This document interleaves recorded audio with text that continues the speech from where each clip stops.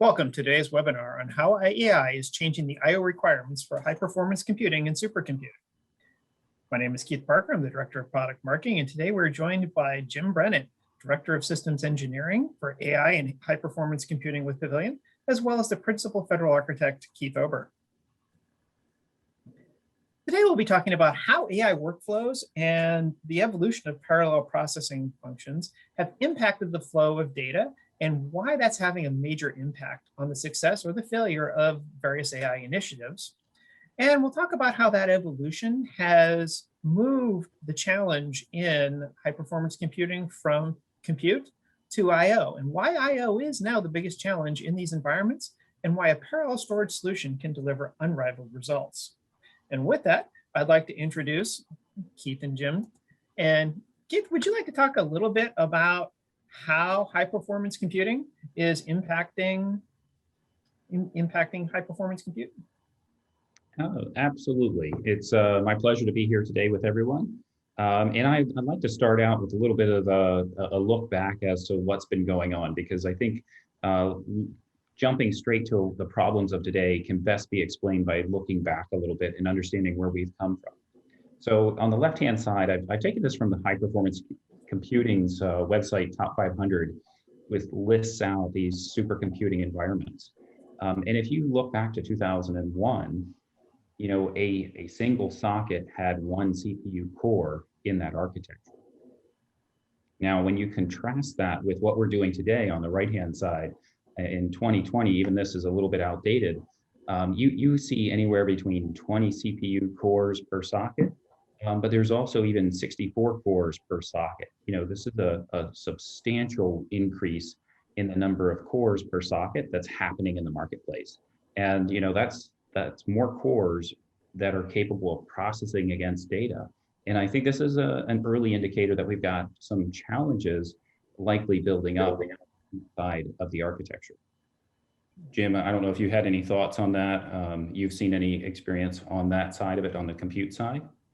Yes, I have seen. Well, you and I talk a lot about this, Keith, and I think it's even though the technology is really moving very rapidly, and we keep increasing speeds and feeds and the specs of the technology, the challenges seem to stay the same throughout time. And I like to go back to a famous quote back from the 70s from Professor Ken Batchelor that says that a supercomputer is a device for turning a compute-bound problem into an I/O-bound problem. And I think we're really going to highlight that here. So we're here to talk about the convergence of HPC and AI. And the reason why is because not only do we have a technology in AI that's going to provide a lot of new solutions, and it really is a supercomputing problem because of the scale of the problems it's solving and it is going to solve in the future, but also because it has that same I/O challenge.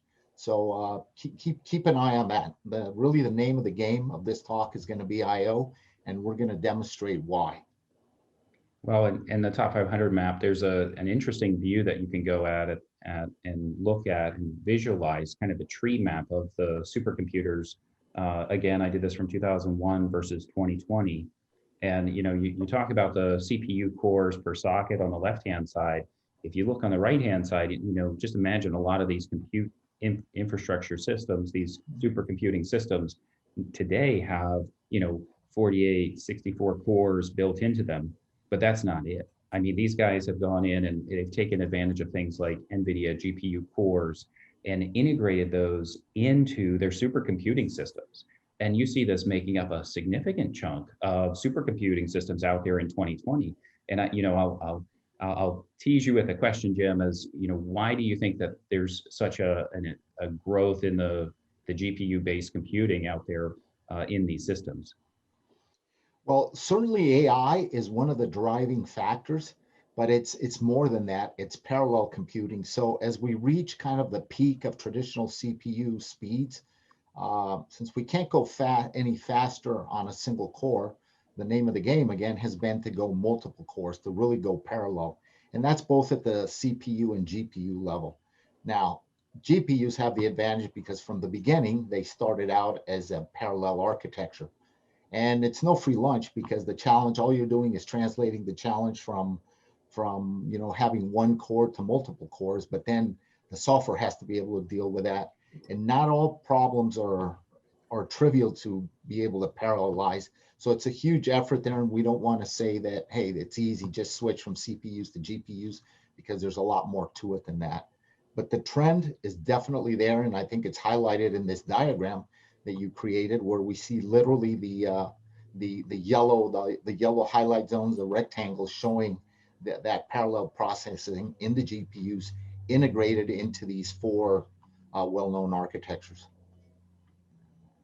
That's great, guys. Now, could you maybe talk a little bit about what the real differences are between CPUs and GPUs based architectures? Because I know, there are a number of processes that benefit from GPUs, and anything that falls into that embarrassingly parallel category, but not every application can be accelerated by that. Can you maybe talk a little bit about why GPUs are so valuable in this type of environment? Yeah, definitely. So let's take a look at a very simple diagram that shows the architecture on the left-hand side of a CPU, where the green, you can just focus on the colors. The green is basically the computational units, and everything else is either control or some sort of memory or storage. Let's call it a storage system. Even L1 cache, L2 cache, L3, DRAM, and then even beyond that would be, the storage systems, what we consider traditional storage systems, anywhere from flash arrays all the way down to tape. So they all fit into this hierarchy. They're not included for simplicity, but really the area to focus on is the green, which are the computing cores, the part of the whole hardware architecture that actually performs functions. Everything else is either control, transmission, or storage. And so if you compare the left-hand side, which is a CPU, versus the right-hand side, which is a GPU, you can immediately see how much more, and this is not the scale, but how much more compute there is on the GPU than there is on the CPU. Now, mind you, the clock speed is going to be lower on the GPU, but not that much slower. So when you look at overall throughput of the amount of work that this compute engine can perform, it's much higher on the GPU per every cycle. And if you define work as the amount of computation being performed on data, that means that a lot more data has to be fed into the GPU, which means that the L2 cache has to be bigger, the DRAM has to be bigger, and potentially bigger, because it's expensive, it has to be faster. So, and that's exactly what we're talking about on the far left-hand side, where we talk about the memory IO bandwidth of each one of these two devices. So today, a state-of-the-art CPU has DDR5 memory, which has about 50 gigabytes per second. And a GPU, in turn, has 5x that, has about 256 gigabytes per second using HBM2 type memory. So 5x the amount of bandwidth just to be able to feed those cores. Thank you for that great description, Jim. Now, at this point, we'd like to go ahead and show you a video that was produced by NVIDIA that actually demonstrates the difference between CPUs and GPU-based computing.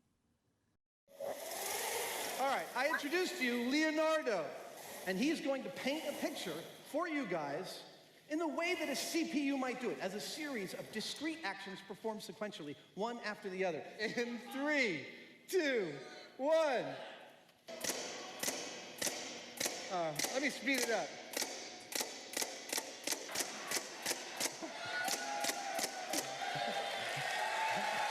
Ladies and gentlemen, Leonardo 2.0. When we hit this trigger on this thing, 2,100 gallons of air goes through these accumulators, out these valves, into all 1,100 of these tubes, into these tubes in which the bottom of is a paintball. Each of those paintballs will fly across 7 feet of space and in 80 milliseconds reach its target. Hopefully, when it's all said and done, it's going to paint the Mona Lisa. GPU painting demonstration. Yep. In 10, 9, 8, 7, 6, 5, 4, 3, 2, 1.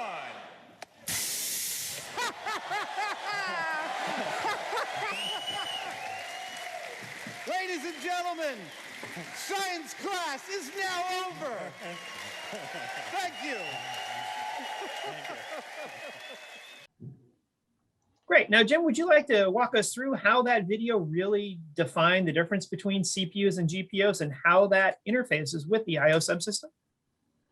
Yes, Keith, that's a great video. I mean, it's short and to the point, and yeah, there's some humor, as there always is on the shows that these two guys put together. But it really does exemplify what's going on in the difference between CPUs and GPUs. So if you look at the CPU, which is represented here, where Adam's looking at the device, this serial single, I'll call it single paint gun device. Just look at the scale of it compared to the size, of Adam. And you can see that it's a simple device because literally it's one, I'll call it a pump, feeding the paint gun, which shoots out one shot at a time. And yet it moves actually pretty fast, much faster than something like a line printer, but yet it has to perform the painting of the happy face serially, dot by dot. It goes around and paints it. So, it might take it 10 to 20 seconds of, to actually paint that face, which would be equivalent to the wall clock time if you were running, a big computing job. But the process in general is from end to end, it's serial. Now, look at the massive device that we have on the right-hand side where we have what represents the GPU. There's 1,100 of these paint guns, supposedly similar in size, but different in color, potentially in consistency and so forth, that are all actuated in one single cycle. That means that the whole face is literally painted in 80 milliseconds. So this time is not just wall clock time, but it can actually also be compared to the latency between cycles, between computing cycles. So much lower latency, much faster processing. Things are happening in parallel. But what does that translate to? Look at the size of what I'm calling the I/O system, which in this case is the pump that's feeding the paint into those paint guns between the two of them. I mean, it's massive for the GPU. Now, obviously, we're talking about electronic devices here by transistors and chips. So physically, they're not that large. But generally, in terms of the relative amount of I/O, one could say that they're relatively similar, just in terms of relative size one to another. And so what happens is, in practical terms, yes, you're going to get this massive speed up in terms of processing of data, of raw data, but you need a system, an I/O system, to be able to sustain it. And I think, Keith, you've seen a lot of this as well, haven't you, in the customers that you work with? Yeah, absolutely. They are taking advantage of the compute cores, but a lot of times, they're looking at the applications, they're looking at the canvas, and they see the improvements at the canvas level, but they very quickly run into that I/O subsystem bottleneck, and they don't realize where the problem lies. And this is a great way to actually illustrate that and show you kind of, even though you're accelerating things at the front end, that if you want to do this at scale, there's some real challenges. And this is coming up both in the high performance computing space, as well as people trying to take advantage of artificial intelligence, machine learning, and deep learning initiatives. Those same challenges present themselves. And I think it's interesting that these two spaces are overlapping more and more commonly in the customer bases that I'm speaking to in some of my federal customers.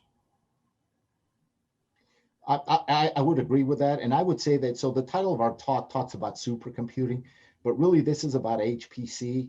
And one of the reasons we use the term supercomputing, because we really wanted to infer that we're talking about very large scale computational problems.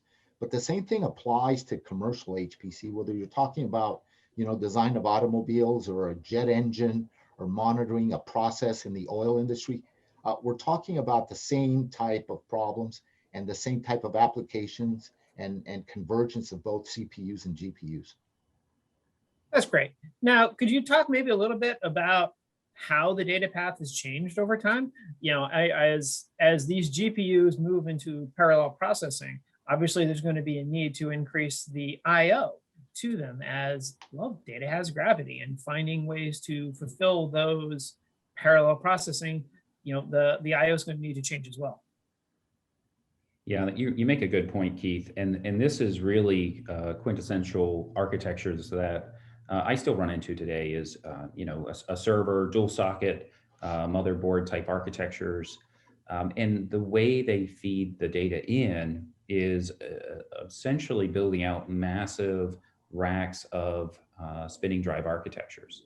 And one of the things that, I think sometimes gets lost in the conversation is, you have all this parallelism out there with the high performance computing servers, and it's only growing. And this design has worked well for a number of years, where you've got these I/O paths. You didn't have as remember if you look back early on, you don't have as many compute cores per socket going on, and so I/O was streamlined and single queues and these architectures, with SATA drives 6 gigabits per second, was sufficient. If you could stack up enough of these, you could get high throughput capabilities. And with SAS drives, you get higher throughput. And again, if you stack up enough of them, you can drive some very significant amounts of throughput capabilities, read and write performance. But there are some challenges in this design, and I love the single queue painting, because that's very indicative of what this kind of technology can do. Even at scale, you start to run into this single queue design. And how has that changed as we've moved into the area of GPU-based computing? Well, yeah, you brought up a good point, is that when we get to GPUs and a CPU core, we talk about 64 cores per CPU socket. When you're talking about GPUs, you might be talking about 5,000 GPU cores per connection or card.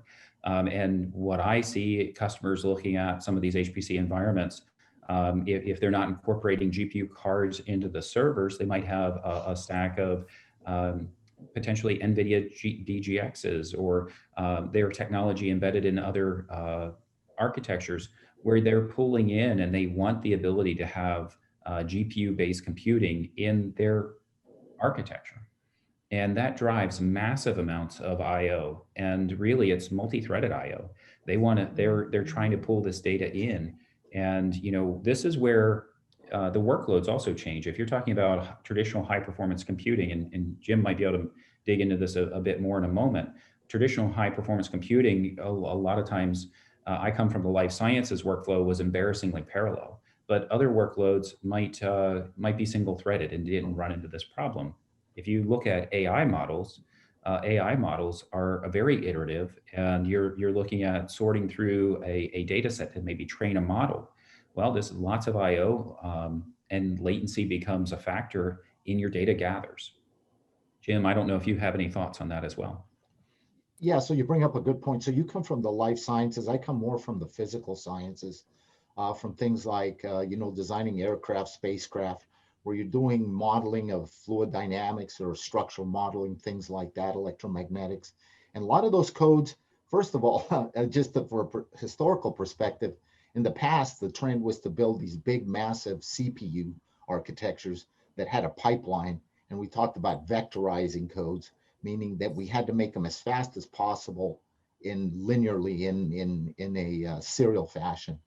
Now we talk about, well, that only went so far, because you can only architect these monolithic systems to a certain extent. So we've gone parallel, and that's basically the architecture of today's computing clusters, right? The Beowulf clusters, as they were initially called.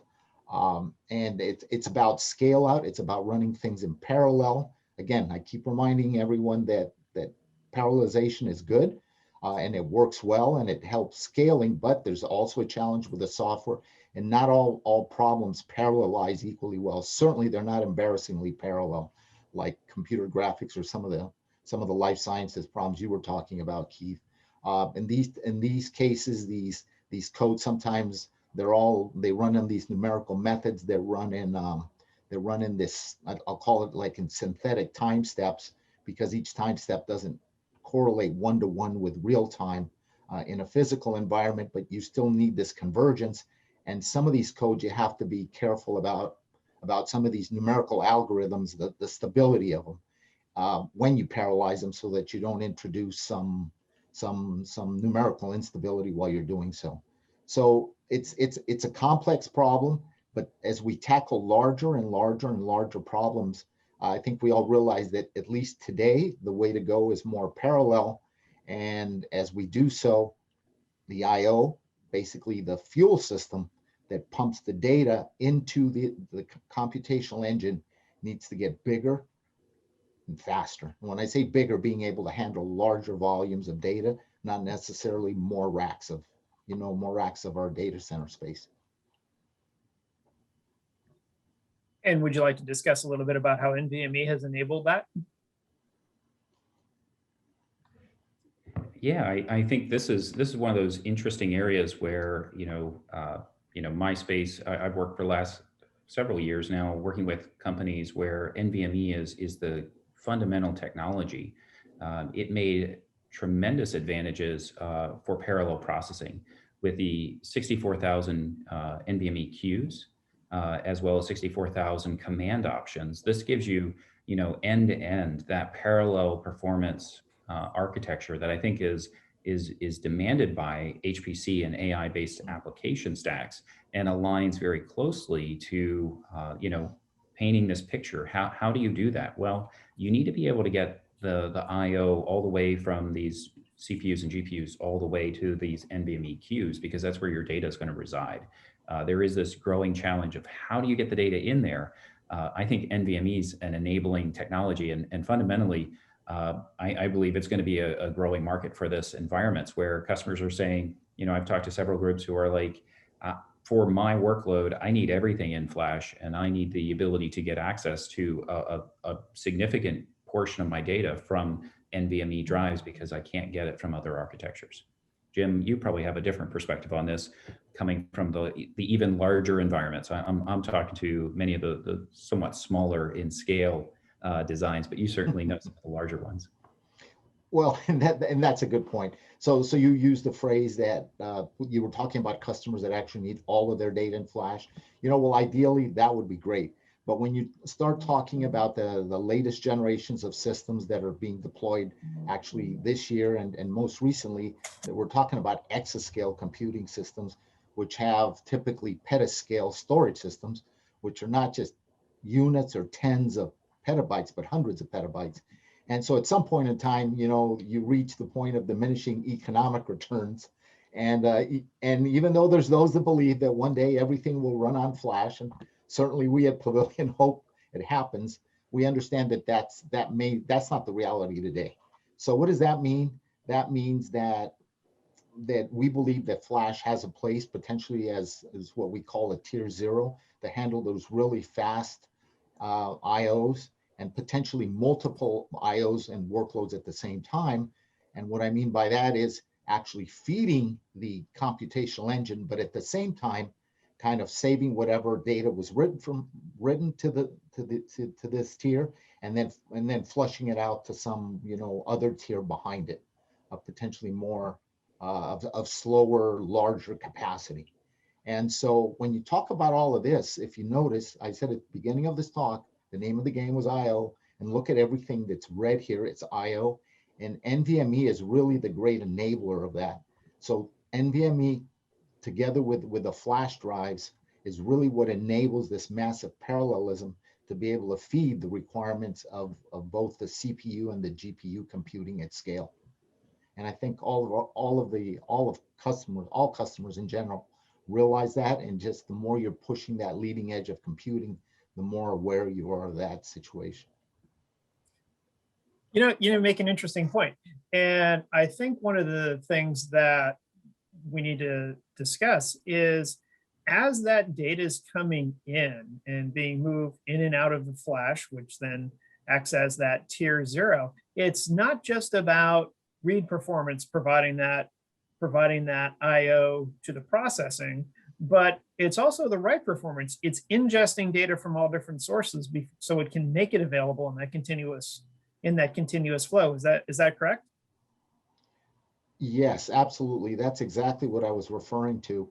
It's one thing to be able to obviously serve up the big IO, what I'll call big IO, into the compute engine, to be able to serve up a cluster of several thousand nodes, which can be a combination of both CPUs and GPUs. But at the same time, this is kind of like the cache in that diagram where we first started, where there was the L1, L2, L3 cache. the tier 0, in a sense, is kind of like a large scale cache. And when I say large scale, it could be 1 to 10 to 20 petabytes out of a 200, 250 petabyte full storage solution that serves a large computational cluster. And so you need to be able to feed the computational engine, but at the same time, you need to be able to pull and push data from other sources, local and remote. And so being able to generate all of that IO at low latency is a big challenge. But fortunately, we have the infrastructure, the networking protocol and bandwidth to be able to do that now. So now the key is really to have that storage system that can actually deliver both ends of the IO spectrum. It's interesting that you mentioned the storage system and the networking to connect them. Would you guys talk a little bit about how NVMe OF is really driving the ability to connect this type of storage? Well, this is one of those groundbreaking things where, you know, you have the convergence, you have the drives that have all these queues, but what's been missing in the storage world is really taking, you know, all the performance of these drives and actually connecting it into the server environment. You know, you're limited on a given server with only so many drive slots. And how do you build out these large exascale or multi-petabyte architectures? Well, one of the key technology pieces that, if you're not looking at it, is NVMe over fabrics. And this is one of those things that allows you to continue that parallelism from the server down to storage infrastructure. And, you know, these speeds, 100, 200 gig Ethernet and 400 gig on the horizon. You know, in the true HPC world, most folks are talking on InfiniBand-based networks. So we're talking having the ability to integrate things. You know, the equivalent of 100 gig networking is EDR InfiniBand or HDR InfiniBand.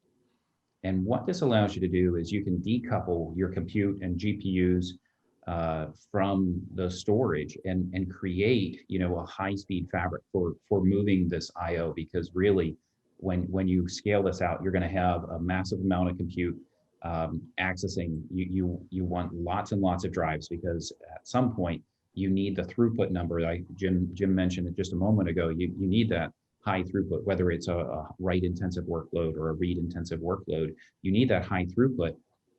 But the very second question that everybody keeps coming back to me on is, once I get the data in or out, my next question is, how many IOPS can you deliver? Well, leveraging NVMe over fabrics, we can deliver low latency and high IOP capability, you know, returning the results that are being asked, that those GPUs or CPU cycles, what they need, that IO engine, they need that data and they need it quickly. And so that's where this architecture really deploys and supports the throughput as well as that query response. That's really driving a lot of these new HPC workloads that are leveraging machine learning and artificial intelligence. Yeah, if I could add to that, so if you look at just the networking portion of this, so InfiniBand was created, invented by the HPC community because they needed a low latency, high speed network protocol and underlying hardware to be able to do this. But over time, Ethernet has kind of caught up and mimicked it. So, which is great because Ethernet is obviously more ubiquitous, or it is ubiquitous. And so in many of the commercial environments where you don't have InfiniBand, you're able to perform a lot of these same functions with Ethernet, with converged Ethernet, with RDMA, with things like that. And so it really is a testament to how things are growing and to this need for high bandwidth networking and high bandwidth, low latency storage systems to be able to feed these very, very fast computer systems. You know, you mentioned, you know, RDMA and converged Ethernet. Could you talk a little bit about how low latency is achieved through the use of RoCE? So I mentioned RDMA. So RDMA is remote memory access. And what it was designed for when it first, and I mean, this is what it was created for, is to be able to provide a direct memory access from one storage system to another. That is, typically every IO is handled by, well, I shouldn't say typically, every IO must be handled by a CPU. But the normal data path is to go into memory, then from memory back to the CPU, and then into storage. So it would come in from the network, touch the CPU, touch memory, touch the CPU again, and then finally go down to the storage system. Well, every time you perform any function or the data is touched by any device, there's going to be latency introduced. So one of the easiest ways to reduce latency is by reducing the number of devices that actually are in the data path. In this case, the RDMA, what it does is it eliminates the need for the CPU to actually send the data to memory, and it sends it straight to the storage system. And this was created for InfiniBand. It's been used for quite a long time, but up until I'd say maybe 5 to 7 years, you can correct me, Keith, I don't know, maybe 10 years. Now it's being introduced more and more as a protocol over Ethernet. Yeah, and it's very standardized now with 100 gig networking switches, across the board can support this. So that's driving the adoption, particularly in the commercial space, not quite HPC level performance, but it's, that's where a lot of the data collection occurs, both for high performance computing and AI models. A lot of this data is collected, and people have an interesting problem as to, do I stand up an environment for InfiniBand? And I think this is again, I don't try and fight the war on this one. I let the customers decide, but there are ways to solve this. And some of the most innovative solutions can support both the 100 gig networking or 200 gig networking on the Ethernet side or InfiniBand. And in my opinion, that's the best of both worlds, being able to support either one, because depending on your model, your environment may sit on one side or the other side of that fence. Yeah, and we're not here, like you say, to start a war with anything or say that our way is the right way. I think we're here more to open up a dialogue and to get everyone to realize, hey, this is a challenge. And at least those of us at Pavilion believe we have a way, a very strong way to attack this problem and overcome it. But we're certainly open for dialogue, on this topic. Now, regarding the networking, so one of the things that RDMA does is it improves the efficiency and it lowers the latency, but it also lowers the load on the CPU, because now the CPU doesn't have to touch the data so many times. So there's that gain, and because of that, or kind of using that same model, now networking vendors are now integrating data processing on their NICs. So the interfaces and networking interfaces, and that's beyond the scope of this talk, but just keep in mind that really the whole IO chain, the pipeline from storage all the way to processing, potentially all the way to visualization on a desktop or some, conference room, all of it now can be accelerated because of these type of technologies. Okay, great. Now that we've gone ahead and talked about that, can we talk a little bit about how the AI architecture has evolved and how it's currently used today, and how where the storage is located really has a direct and impactful, it has a direct impact upon processing and moving this data back and forth through the processing. So I touched upon this initially in a previous slide where we're comparing GPUs and CPUs. And it's essentially the diagram that we showed on the right-hand side where for the GPU and the L2 cache and the DRAM. But this is a more complete diagram, which actually shows what we've been talking about, which it also shows the whole IO layer, including, the network, and as well as the storage layer, which is the storage interface and the storage system. I've broken it out into these layers because there's different hardware and there's different software for each one of them. And so you need to consider, when you're building a solution, you need to kind of make sure that you have the whole ecosystem all the way from the GPU, assuming that you're using GPUs for parallel computing or machine learning, something like that. But you also need to consider how you're going to tie in the network interface all the way down to the storage system. So it's about the whole IO pipeline. So if you consider a system like the DGX A100, you can see, you know, the amount of storage it has on it. And NVIDIA also owns Mellanox, so they have the appropriate network interfaces. So what you're missing with a system like that is a storage system, and you have to make sure that you have a storage system that takes full advantage of the stack above it. And so if you look at NVMe, in this case, the storage, it goes back to the ability that the storage system is going to have it's going to have kind of three basic parameters: the performance it has, the capacity that it has, and the cost, which is highly dependent on the other two. And so usually one of the big drivers for cost is performance. That means low latency, high bandwidth. And sometimes you have to give up one for the other, although it's not the case anymore with flash drives, but it does impact the economics. So again, we're talking about another layer, which is the storage layer.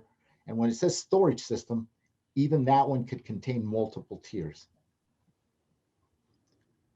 Is that what you're seeing, Keith? When I think you and I talk about this a lot. So I think you've mentioned a few cases where you actually see this.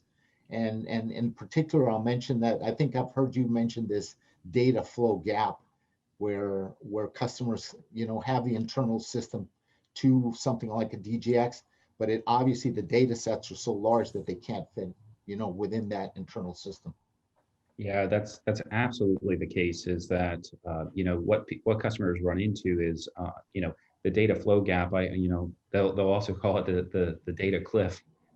You know, processing and performance is very symmetrical when they're accessing that internal NVMe storage, but any other storage provider that they've worked with, when they try to access larger amounts of data, you know, the interesting piece is that things like NVIDIA's GPUs, when they're able to process against that, they're seeing a 10x improvement in some of the data pipelines and data processing capabilities when they make that transition. And then they see that performance drop off the second they run out of local NVMe attached storage. And that's one of the challenges I've been helping solve for them, because up until, you know, Jim, you and I come along with some of these companies, Pavilion kind of fills that gap where before they didn't really have an option. And that's, you know, that's what makes it exciting being here, is solving that data flow gap, and, you know, really driving that separated storage system, driving the IO all the way up to those GPUs. Is something it's a unique challenge, but there are definitely people out there hitting that problem today. Yeah, and you know, we've been talking a lot about AI, and it occurs to me that this data flow gap may be even larger with analytics. And sometimes AI and analytics get merged together. I'm a bit of a purist when it comes to that, just because of my background, having worked, you know, in AI specifically. But in AI, so most of what we're talking about, this big IO, happens during the training phase, not so much during the inference. You still need very high speed during the inference, but really this massive amount of data comes during the training phase.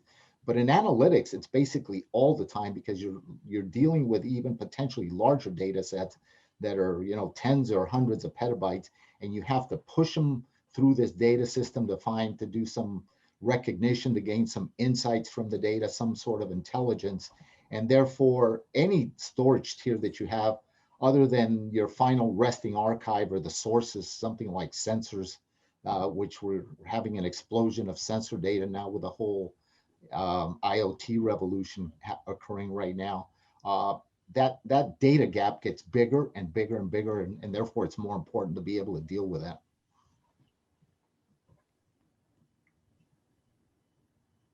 You know, I think Michael Kagan might have hit on a few of those points when he spoke at the Supercomputing 20 conference. And during that conference, he made a number of interesting points. He pointed out that high performance computing requires high performance IO. And I know that's actually very similar to the comment from Ken Batcher that you mentioned earlier. Isn't that right, Jim? You know what it is, and I mean, certainly anyone at NVIDIA is very familiar with this problem about being able to feed IO. And if you notice, if you just look through the literature, and this isn't just regarding NVIDIA, but any of the accelerator companies that are out there, If you look at it, they're starting to talk about efficiency of their processors. And why are they talking about efficiency? Because you need to start looking at being able to keep these devices running at peak performance, which means at max data rate. And the traditional architectures that we were talking about before, you know, the SAS and SATA architectures, just weren't designed. I mean, it's unfair to expect them to be able to. They were designed, you know, 20 years ago, and sure, the speeds increased linearly over that period of time, but it's unfair to expect them to be able to feed these devices, which have gotten much bigger and faster at a higher clip. That's great. And a big part of that, I believe, is driven by the evolution of modern data. When we look at the variety of data, is it block data? Is it file data? Is it being stored in an object store? Is it unstructured data? The rate at which that data is being created. You know, you mentioned the revolution of IoT, machine data, sensor data, log data, all of this information that's being created at an increasing rate by more and more devices, and how that's really driving the growth, the volume of data that needs to be analyzed. One of the things that seems to be happening is, as a result of the volumes of data that need to be analyzed, and as organizations are challenged with bringing the data in, they're doing sampling of the data rather than analyzing the whole data sets, which of course leads to the possibility that they're missing key data sets. Would you agree with that? You know, I agree totally with that. Well, you and I talk very frequently, and you know that I'm of the opinion that it's time to start processing. We've been storing data for a long time. I'm of the opinion of, and this is just my personal opinion, that we need to start processing it. And we're heading into the zettabyte era, and I just don't see where we're going to store all this data. And yet, you know, it contains value. It may contain insights, trends, whatever it might be, but it really needs to be processed almost in real time, and then determine what needs to be stored and what doesn't need to be stored. And when you look at all these different sources and types of data and volumes, really, I mean, so how do you deal with all of this? And I think that, in my opinion, it's flexibility. You need a system that can be flexible, that can deal, that can be reconfigured, that can be changed, that can handle multiple workloads at the same time, and can scale, obviously. Great. And, you know, as we look at modern GPU-based systems such as the DGX, you know, is there a way for them to be saturated, to keep those GPUs, you know, fully saturated, so their cycles are being consumed and they're not sitting idle? Is there a way to do that with an external storage system? Absolutely. You know, we've demonstrated this working closely with NVIDIA in validating that our systems can keep up with the demands and capabilities of the DGX for some of these very intensive I/O workloads. And we've demonstrated, you know, a single one of the Pavilion systems, the Pavilion platform, can deliver, you know, massive amounts, you know, 23.8 gigabytes per second across, you know, each one of these DGXs. We could stack up 4 DGXs accessing the data on the Pavilion chassis. And this is really, you know, depending on your workload, you know, is that really the throughput you're going to get? Well, what we've done is we've demonstrated that not only can you get extremely low latency throughput, but the combination is now you've got the ability to expand out the amount of NVMe storage that you can feed those GPUs with, because otherwise you're limited to a very small subset. And this is, you know, really for these working data sets, as Jim mentioned a moment ago, you need, you know, as an example, you need 500 terabytes, you might need a petabyte, you might need multiple petabytes. And that's where, you know, having this flexibility is key for these GPU-based workloads. And can you talk a little bit about how the Pavilion hyperparallel data platform can deliver on that? What is it that makes it unique about this particular data platform? Well, you know, I think the important thing is, you know, we looked at this as really a storage non-blocking architecture. So we came at this, we put together in our system a PCIe switched fabric as the backplane for this design. And we connected this with not a dual controller architecture. We connected the Pavilion to a chassis that has up to 20 independent controllers in a single appliance. And then in combination with that, we attach up to 72 NVMe drives. And we support multiple sizes up to the 30 terabyte NVMe drives, which in a single chassis delivers 2 petabytes of usable capacity in one of these systems. And we have up to 40 100 gig Ethernet ports. We also have option cards that support, these cards support Ethernet or InfiniBand networks, EDR, HDR, and on the InfiniBand side. All of this in a single chassis that not only delivers the performance of what you'd have in a direct attached environment, but the benefits of a shared platform that gives you that consistent, predictable, scalable solution. Yes, I agree with you, Keith. The architecture of the system, I mean, it literally looks like a network switch. When you look at the back of it and you see those 40 network ports, and then you see the top level view and you know that that's a PCIe non-blocking switch, dual fabric switch, then you really say, wow, this thing is really it's an IO engine is what it is, and it's the SSDs inside of it are kind of wrapped around it. And then to top it off, we go back to that diagram. Remember, we were talking about the CPU has to touch every packet. A controller, it doesn't matter what product you're talking about. If it's moving data, it's going to have a CPU, and that CPU has to touch the packets going out. And in this case, we don't have the traditional 2 large CPUs. We have 20 of them built in. So that's why we can actually drive that much IO, because of the number of ports and because of the number of CPUs. Now, those CPUs perform a lot of different functions other than just IO on our platform. I mean, one of the things is, so you start talking about petabytes in a chassis. What happens if a drive fails? Well, guess what? It's about, in order to rebuild a drive, you need processing. And when you've got 20 CPUs on board, you can gang them together, or what we call swarm mode, and rebuild a replaced drive much faster. And so there's a lot of benefits to this architecture, but it all comes down to the IO and how our box is really built using the same architecture as a network switch, which is typically the fastest device in any data center. That's great. And how does the Pavilion data platform scale up and scale out to really provide true high performance for supercomputing and high performance computing environments? So we just spoke about kind of the characteristics that go into a single system. And so, you have all these great data points of the performance and capabilities in each one of these systems. But the really exciting part for Pavilion is that, this design is such that depending on your workload, whether you're talking block, file, or object, we have the ability to scale this design out. So you can stick multiple of these systems together in a rack. And with each system that you add into the environment, you essentially linearly scale your file, your capacity, your performance, and you're really not being impacted by any of the latency that's associated with the scale out design.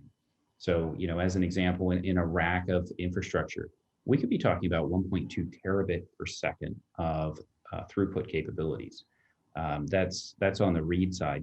You're talking about 900 gigabytes a second of write with 200 million IOPS. This is the kind of performance capabilities that I think that some of these groups that are looking at high performance workloads, looking at AI, they need this when they're churning through massive amounts of data. And Jim, you can add in here your thoughts on this as well. But I think that's a key aspect. That linear scalability is important. It is, and this device truly is linear, but it's not by accident. It was designed with a lot of headroom across the board on bandwidth, on capacity, on computational cycles. There's just a lot of headroom here. And so when you're talking about, well, if I have 18 drives and I go to 36 drives, what's going to be the increase in performance? When I go from 2 controllers to 4 controllers, or the 8 controllers and so forth, it literally does scale linearly, and it's because we're always operating within that linear range of performance. We're not going far out on the edge where things start to drop off. And so it's really linear.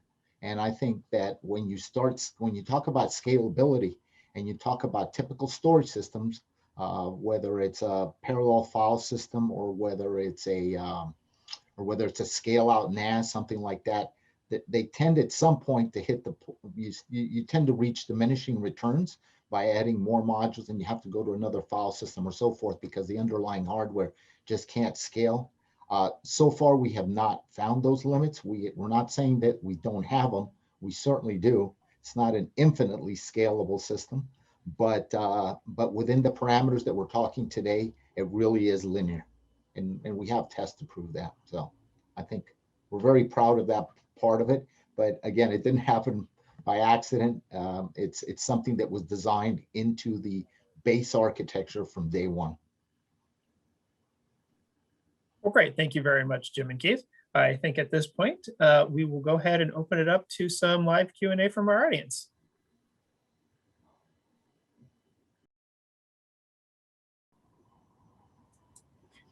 And with that, if you do have any questions, please feel free to go ahead and put them into the chat and we'll go ahead and answer them. In the meantime, we did have a couple of questions come in already from the audience. And the first question that came in is, can you use the same storage system for both AI and HPC workloads? I'll take that question, Keith. The answer, the high level answer is yes, you absolutely can do it. But as most engineering questions, it's how you do it. The answer is it depends. As we've discussed throughout this webinar, it's a complex problem that we're facing here. And our approach is to look at this thing holistically as a systems engineering design. So it's not just about the storage. We literally start at the top, look at the application, then the cluster, the computing aspect of it, the networking, and then the storage, and we design that whole IO pipeline. So it is possible, and depending on the specific problem that you're looking at, you may need to go in one of different directions in terms of bandwidth, latency, if you're using block, file, or object. So there's all these different parameters, and I go back to something that we talked about in the webinar, and that is, in order to be able to address these things, you really need a platform that is flexible. And so we would definitely welcome the opportunity to talk to anyone about, the challenges they're facing, any system they're going to build in the future, or just a general technical discussion. Great, thanks for that, Jim. All right, and the next question we have is, you mentioned NVMe and the parallelism involved, but across networks, what protocols do you see being used for HPC and AI? I can jump on that one, Keith. From my perspective, one of the big advantages is the NVMe over fabrics into the parallel file systems is one way to solve that. We also can support NFS with RDMA for GPU-based workloads where, the low latency, highly parallelized workloads, as Jim mentioned, GPU Direct is one of the technologies under NVIDIA's Magnum IO umbrella. That is an interesting way to get the IO from the GPUs directly into the storage platforms such as Pavilion. Okay, great. And thank you for that very much for that. And with that, we'll go ahead and I believe that's the last question. So with that, I'd like to thank you all for attending this presentation, and you will be receiving a recording of this as well. So thank you very much.